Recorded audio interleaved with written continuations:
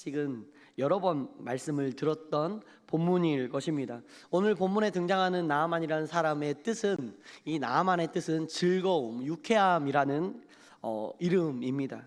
그는 아람 군대 장관으로서 그는 인생이 굉장히 그의 이름처럼 유쾌한 인생이었습니다. 그런데 그런 유쾌한 인생 가운데 굉장히 유쾌하지 않는 일이 자신의 몸에 발생하기 시작합니다. 왜냐하면 본문 1절에 기록된 대로 그는 나병 환자였습니다. 굉장히 5장 1절에서는 그를 굉장히 잘 소개하고 있죠. 그는 주인 앞에서 크고 존귀한 자고 여호와께서 전에 그에게 아람을 구원하게 하셨습니다. 그는 큰 용사이다라고 말씀합니다. 굉장히 앞에 수식하는 그의 전적을 살펴보면 굉장히 화려합니다. 그리고 그의 주인 앞에서, 왕 앞에서 존귀함을 받고 함께 왕의 식탁에서 함께 머물면서 함께 식사하고, 그리고 또한 그를 다른 사람들보다 존귀하게 여겨줬다라고 말씀합니다. 여기까지 보면 그의 인생은 탄탄대로의 인생입니다. 그런데 그는 나병 환자로서 존재합니다. 아람은 오늘날의 시리아로서 지리적으로는 북이스라엘, 이미 남과 북이 이때 당시에는 나눠졌습니다. 북이스라엘의 북쪽 접경지대에 맞닿아 있는 나라입니다. 그래서 북이스라엘과 자주 전쟁하는 그런 나라가 아람 나라였습니다. 그러니까 외교적으로 그리 편치 않는 관계였던 나라입니다. 오늘 본문에 등장하는 요람 왕도 그의 아버지가 아합 왕이었는데 이 아람과의 전쟁에서 목숨을 잃습니다. 그러니까 아람이라는 나라는 자신의 적국인 것이죠. 아람과 이스라엘의 그 관계는 갈등의 관계였고 편안할 수 없는, 화평이 이루어질 수 없는 관계였습니다. 그런데 아람의 전쟁 용사였고 큰 용사였던 나아만의 인생에서 가장 드러내고 싶지 않는 그 치부였던 나병이라는 질병이 그에게 찾아옵니다. 적국이자 불편한 나라인 이스라엘이 그 종을 통해서 이 이스라엘 가운데 당신의 병을 고칠 수 있는 이 선지자가 있다라는 말을 듣고 그는 자신의 발로 그를 찾아갑니다. 오늘 본문을 통해서 우리는 하나님의 은혜를 입은 나아만을 발견하게 됩니다. 오늘 본문 1절은 이렇게 말씀합니다. 저희 함께 합독하시겠습니다. 아람 왕의 군대 장관 나아만은 그의 주인 앞에서 크고 존귀한 자니 이는 여호와께서 전에 그에게 아람을 구원하게 하셨습니다. 그는 큰 용사이나 나병 환자더라. 나아만은 자신의 나라에서 그리고 아람 왕 앞에서 크게 인정받고 존귀함을 받았던 사람입니다. 그가 그렇게 될 수 있었던 것은 1절에 말씀하신 것처럼 여호와께서 그를 통해서 아람을 구원하게 하셨다라고 말씀합니다. 여호와께서는 그에게 아람을 구원하게 하신 일을 그에게 은혜를 베풀어 주셨다라고 성경은 말씀합니다. 물론 이때만 해도 나아만은 그가 자신의 힘으로, 능력으로 자신의 나라를 구원했다라고 그는 그렇게 생각했을 겁니다. 그렇지만 성경의 저자는 분명하게 말씀합니다. 나아만은 그를 하나님을 몰랐지만 하나님은 그를 알고 계시다라고 말씀합니다. 그를 통해 아람 왕국을, 아람의 나라를 구원하시기로 결정하셨다라고 성경 저자는 밝힙니다. 이때만 해도 아람 장군 나아만은 하나님이 자신을 붙들고 계심을 알지 못했습니다. 우리가 믿는 하나님은 우리가 하나님을 알지 못하고 하나님을 사랑하기 전에 그때에도 하나님은 우리를 먼저 아셨고 우리를 먼저 사랑하시는 분이신 줄 믿습니다. 그리고 또한 뿐만 아니라 하나님께서는 하나님의 백성 이스라엘의 하나님뿐만 아니라 온 열방에 하나님이 하나님이신 줄 믿습니다. 하나님은 온 세상의 통치자가 되시는 분이시죠. 하나님은 나아만이 이 엘리사를 통해서 하나님을 찾기 이전부터 이미 그의 삶 가운데 개입하셔서 그의 인생을 주관하시고 사용하고 계셨던 분이 하나님이신 것을 말씀합니다.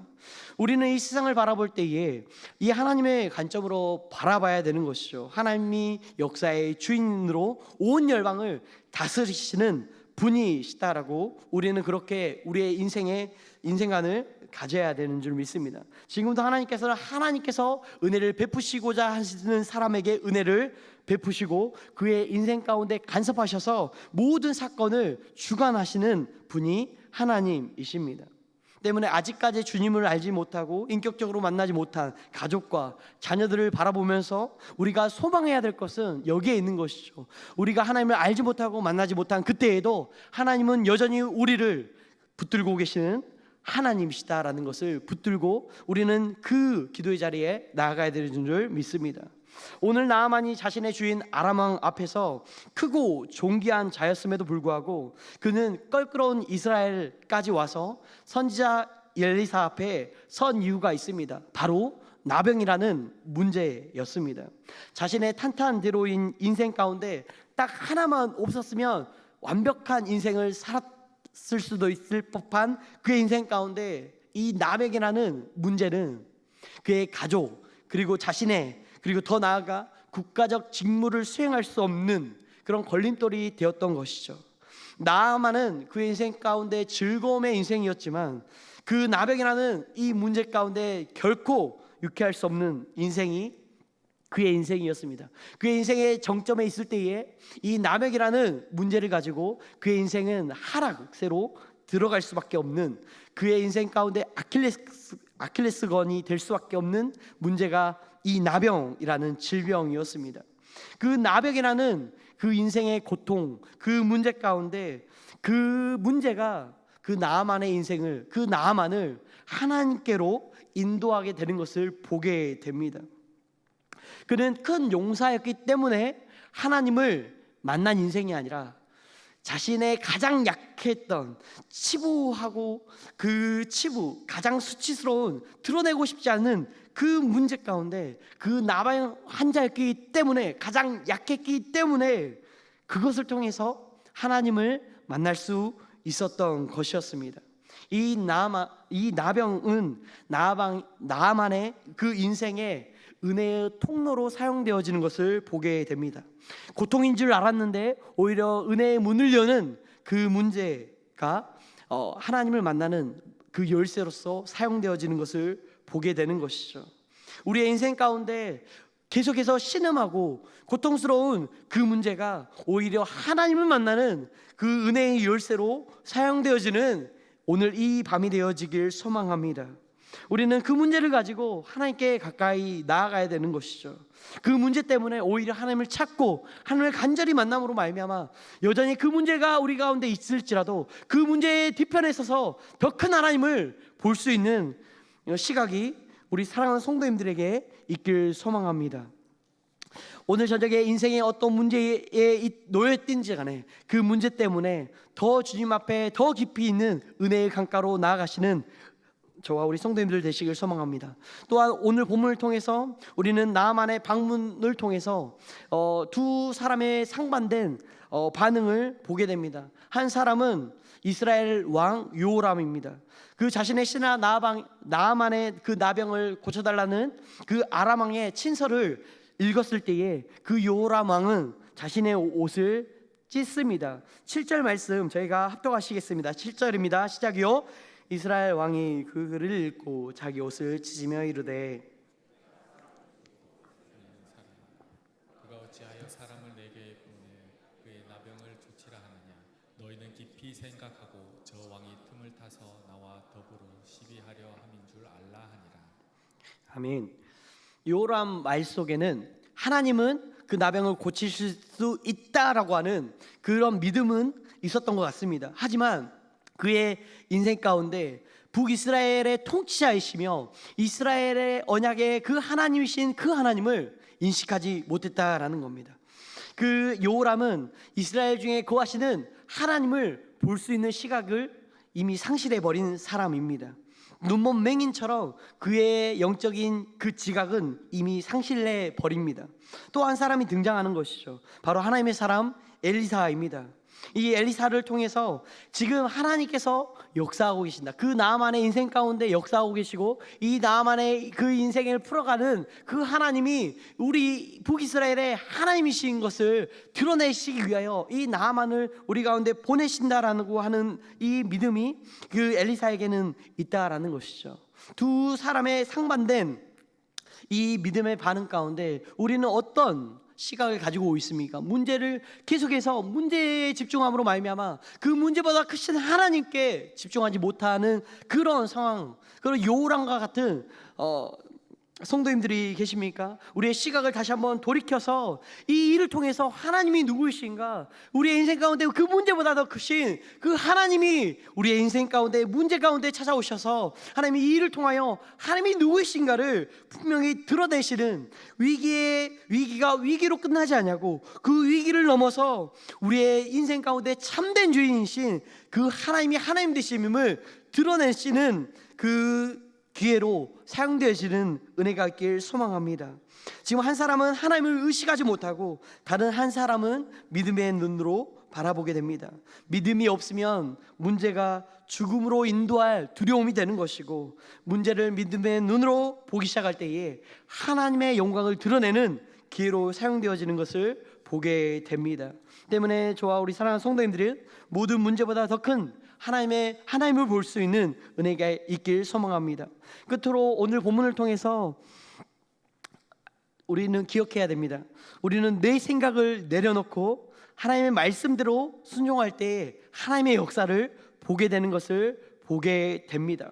엘리사 앞까지 인도함을 받은 나아만은 자신과는 전혀 다른 그 말씀을 듣게 됩니다. 선자의 얼굴을 보지도 못한 채 그 엘리사가 사자를 보내서 요단강에 몸을 7번 담그라라고 하는 단순한 요구를 받게 됩니다. 그런데 이 나아만은 11절에서 말씀하는 것처럼 노하여 물러가며 이르되 내 생각에는 그가 내게로 나와 서서 그의 하나님 여호와의 이름을 부르고 그의 손을 그 부위 위에 흔들어 나병을 고칠까 할도다라고 말씀합니다. 나아만은 자신의 인생 가운데 하나님의 말씀이 들려질 때에 그 자신의 말씀과 하나님의 말씀이 부딪히는 지점이 있었습니다. 그것은 바로 다름 아닌 내 생각이었다라는 겁니다. 하나님 말씀에 순종했을 때, 즉각적으로 순종했을 때에 하나님의 역사를 보게 되었음에도 불구하고 그는 그의 인생 가운데, 내 생각 가운데 하나님의 말씀과 정면으로 부딪힐 때에 자신의 생각을 따르기로 결정합니다. 그는 분노하고 물러갑니다. 그런데 이 나아만은 하나님의 은혜를 입은 사람인 것을 보게 됩니다. 13절 말씀을 저희가 함께 읽겠습니다. 13절 말씀입니다. 시작이요. 그의 종들이 나와서 말하여 이르되 내 아버지여 선자가 당신에게 큰 일을 행하라 말하였다면 행하지 아니하였으리까 하물며 당신에게 이르기를 씻어 깨끗하게 하라 함이리까 하니, 이 11절에 내 생각을 고수했다라고 한다면 그 분노와 그 물러감을 계속해서 유지하며 자신의 곡으로 돌아갔다면 하나님의 역사는 일어나지 않았을 겁니다. 그렇지만 자신의 생각을 내려놓고 그 자신에게 말했던 그 여종, 그리고 또한 계속해서 자기의 종들 그 말을 귀담아 듣고 그 하나님의 은혜를 다시 한번 그 마음을 돌이키는 은혜가 나아만에게 이루어지기 시작했을 때에 14절 말씀하신 것처럼 나아만이 이에 내려가서 하나님의 사람의 말대로 요단강을 7번 몸을 잠그니 그의 살이 어린아이의 살같이 회복되어 깨끗하게 되었더라라고 말씀합니다. 굉장히 희망적이고 소망적인 말씀이 드러나게 되는 것이죠. 우리의 싸움은 언제나 순종의 싸움입니다. 금요기도에 누가 알아주지도 않습니다. 이 자리에 나왔다고 해서 역시 권사님, 장로님, 집사님이라고 알아주지 않습니다. 그런데 기억해야 될 것은 이 자리에 나의 사랑하는 종 누가 나왔구나라고 하는 이 자리에 나온 그분, 알고 계시고 기억하고 계신 하나님께서 우리를 기억하고 계시는 줄 믿습니다. 우리는 늘 이 순종의 싸움을 싸워야만 합니다. 언제까지 싸워야 될까요? 우리가 주님의 품에 갈 때까지 우리는 내 생각과 끊임없이 싸워야 합니다. 지금 우리는 기도의 자리에 나왔습니다. 이 기도하는 시간 역시 내 생각과 하나님의 말씀과 계속해서 싸워야 하는 시간이고, 다시 한번 내 생각은 내려놓고 하나님의 말씀으로 채우는 시간인 것을 고백하면서 계속해서 하나님의 말씀을 붙들고 순종함으로 말미암아 내 인생의 주인이 내가 아니라 오직 주님만을 붙들며 주님이 주시는 은혜를 통하여 믿음으로 주님 앞에 나아가시는 저와 우리 성도님들 되시길 소망합니다. 우리 함께